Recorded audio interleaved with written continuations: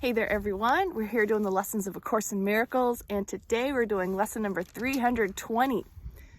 My Father gives all power unto me. Yeah! All right, enjoy this one. I just finished hiking Devil's Bridge here in Sedona. It was awesome. I made a friend this morning. She and I walked quickly over to where this bridge is. I took her picture and it was just really cool to meet a sister and kind of spend some time getting to know someone while hiking. So hopefully you can have a nature experience yourself today or sometime soon and make a new friend. All right. My Father gives all power unto me. The Son of God is limitless. There are no limits on his strength, his peace, his joy, nor any attributes his Father gave in his creation. What he wills with his Creator and Redeemer must be done. His holy will can never be denied because his Father shines upon his mind and lays before it all the strength and love in earth and heaven. I am he to whom all this is given. I am he in whom the power of my Father's will abides.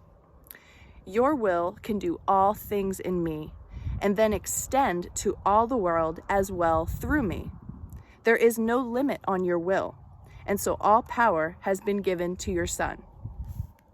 My Father gives all power unto me, not just some power, not just like a half a cup of power, all the power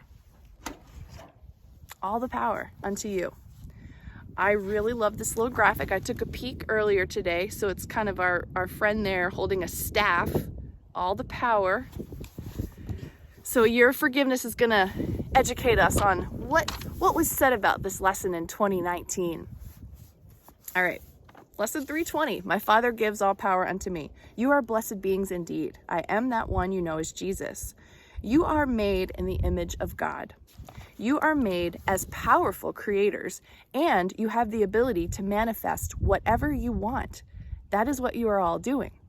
The problem most of you have with your unconscious minds is you don't know which programs and beliefs you have, so they miscreate all over the place. Negative beliefs and ideas that your grandmother used to tell you when you were sitting on her knee when you were 4 and are still in there.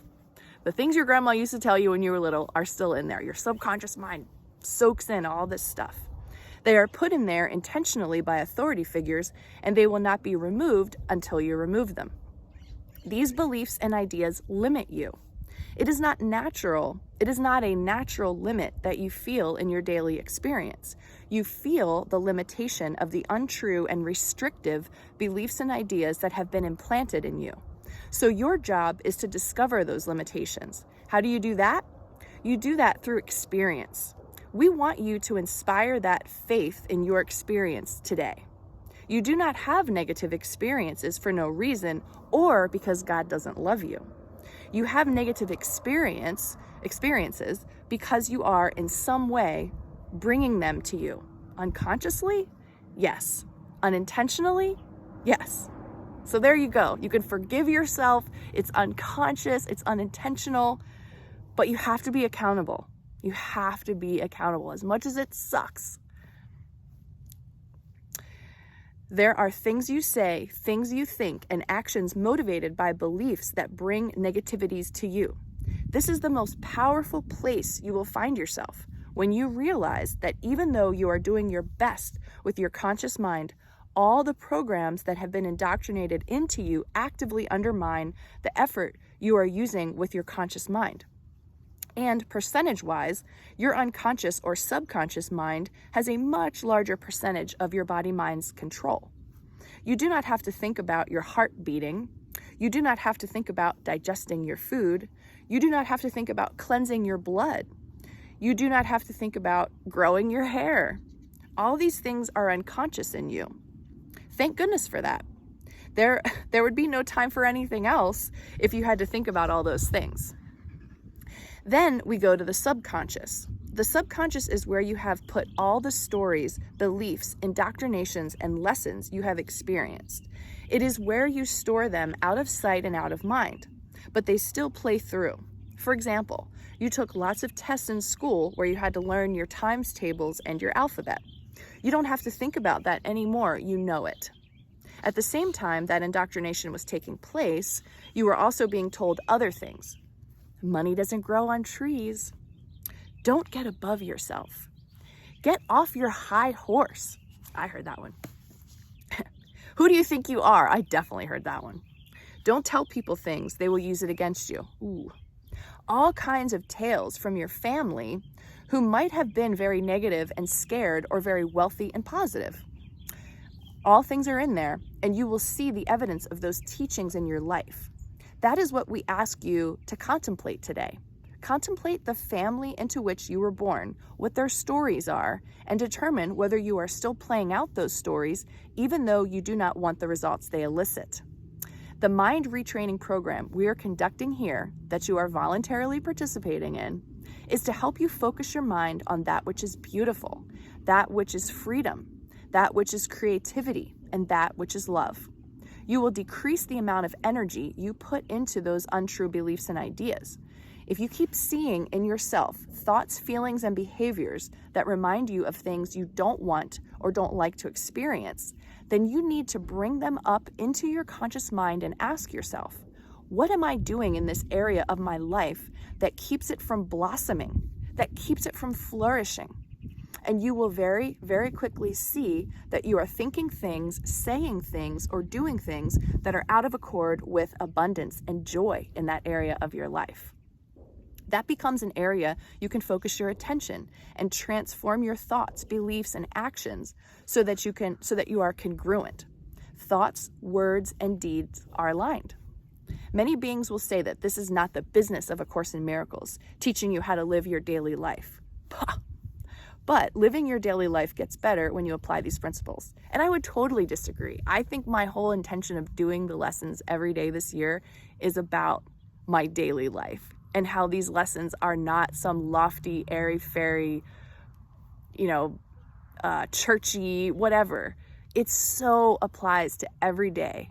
Every decision I make, everything that's happening in my life, the Course in Miracles is helping me work through it, heal it, forgive it, and so forth. So I totally don't agree with that. It's all about our daily life. So don't focus on daily life per se. Okay, Jesus, not going to argue with Jesus.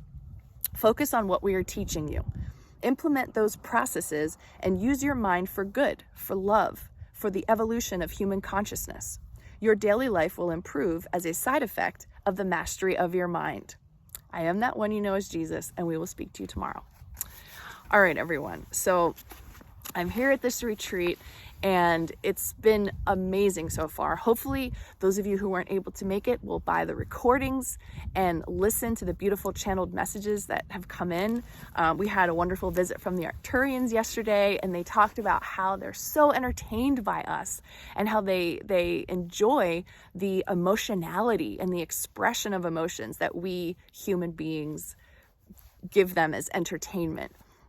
They also pay very much attention to how we fluctuate and how we don't understand how to use our minds, and, pointing out to us that we have been led down the garden path by all these indoctrinations and teachings. And yes, so much of it is through our families who love us very much, through our school teachers who probably had the absolute best and highest intentions for us, but they were teaching us what they learned. So what I feel like I'm walking away with so far from this retreat is that I need to really, really be accountable for my response to life and my reactions to life, whatever's happening out there, right? Because I'm creating it all, essentially. And speaking of creating, I need to get back to getting into a creative mindset where I lose track of time, where I'm not necessarily thinking about what I have to do next or what's coming tomorrow or planning or being in the logical part of my mind and part of my being. Expanding myself into creativity. And another thing that's come up for me, which may or may not resonate with you, is contact with extraterrestrial beings and really getting clear that I feel like what I want to have happen in the future is for me to have a communion with high vibrational extraterrestrial beings. So making an intention to spend time working toward that connection. And for you, that could be anything. Maybe you want to be inspired to do more art, or write poems, or plant a garden, or something like that. I want to be inspired to connect with extraterrestrials. That's just me personally. But I'm actually going to set aside time in my life every day to ponder that and try to, invite and invoke that into my life. Specifically inner earth beings, in case you were wondering. But it's just something that appeals to me and excites me, and I don't want to listen to my ego tell me anymore that that's ridiculous, or if they wanted to communicate with you, they would, or I should be afraid or whatever. Like, no, there's nothing for me to fear. There's no reason for me to limit myself, and I don't need to listen to any of that ego distraction about getting back to normal life. What the hell is that anyway? So, we still have a whole other day of this retreat, so I'll have some more stuff to offer you tomorrow. It's been excellent. I highly, highly recommend buying the recordings if you're part of Tina Spalding's Mighty Networks group. You have to go to her website and join. But this has been wonderful and rejuvenating and life-giving for me. And I'm so glad that I get to share the lessons with you, the year of forgiveness with you, and all of this really good energy that you can just absorb into your system and find inspiration in, and return to a place where you can be a source of your own inspiration and energy and unconditional love and joy and peace and bliss, because really it does come from within. All right, everyone, have a great day. Let's go back one more time and see this beautiful little picture. This is us today. My Father gives all power unto me. That is you. Be proud, hold that staff, stand up straight, and be powerful in your day today. All the power, not just a little bit. My Father gives all the power. God gives all the power. You have the power to choose every moment of your day, how you're going to react to things, how you're going to speak to people, how you're going to think about people, whether or not you're going to judge, whether or not you're going to smile or, offer help to someone. It's every moment you get to have the power to choose how you use your time. What are you doing with your time? Lots of love to you. Have a great day. I'll see you tomorrow.